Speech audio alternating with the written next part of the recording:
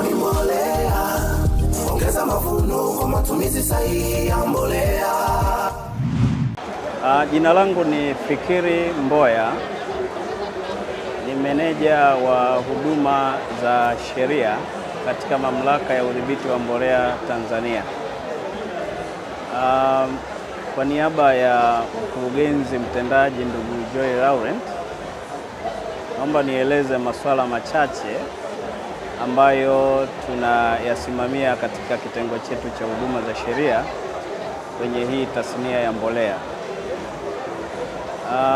Mamlaka hii ilianzishwa kwa sheria namba 9 ya mwaka 2009 ama sura ya 378 ya sheria za Tanzania kama zilivyofanyiwa marejeo mwaka 2023. Swala la msingi ninalotaka kulisisitiza katika eneo hilo ni kuhusiana na nini wadau wa mbolea wanapaswa kufanya ili kuweza kuzingatia sheria yetu hii.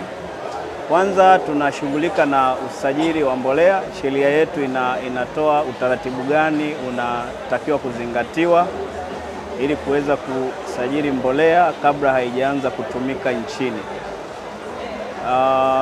Lakini vile vile sheria yetu inatoa utaratibu wa kutoa leseni za biashara ya mbolea nchini. Hii ni kusema mbolea isiposajiliwa na mfanyabiashara wa mbolea asipokuwa na leseni ya mbolea, kama akifanya biashara hiyo anakuwa amekiuka utaratibu. Na kama mamlaka tumekuwa tukichukua hatua mbalimbali kwa watu ambao wamekuwa wakikiuka sheria ya mbolea pamoja na kanuni zake, na kwa namna moja au nyingine tumekuwa tunatafuta njia mbalimbali za kuwafikia wafanyabiashara pamoja na wakulima.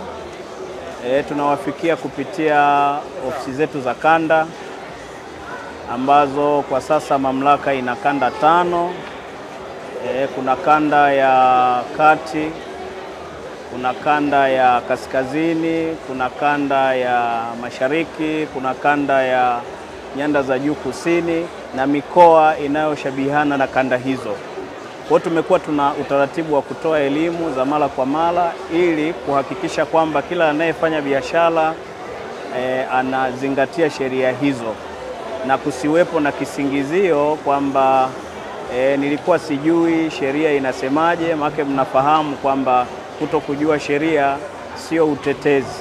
Huwezi kufanya kosa alafu kasema sikujua sheria. Sasa kuepuka hilo, tumekuwa tunatoa elimu ya mara kwa mara, lakini pia mamlaka imekuwa ikifanya vikao vya mara kwa mara na wadau mbalimbali wa mbolea ili kuweza kukumbushana taratibu mbalimbali za kuzingatia wakati wa ufanyaji wao wa biashara ya mbolea nchini.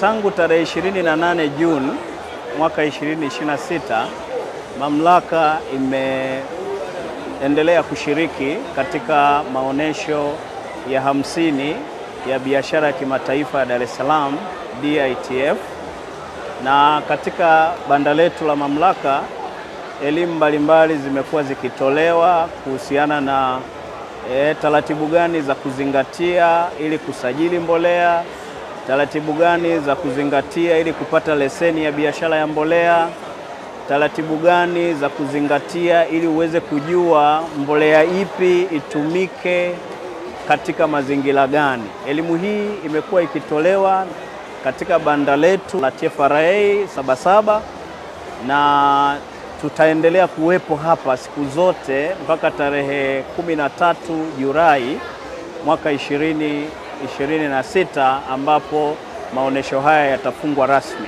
Kwa hiyo nitoe rai kwa wadau wote wa mbolea, kwa wale ambao wamekuwa wanatamani kutufikia katika maofisi yetu, tunawakaribisha katika banda la TFRA ambao liko katika tenti la Katavi ambapo taasisi mbalimbali za Wizara ya Kilimo zimekusanyika hapa na TFRA tupo.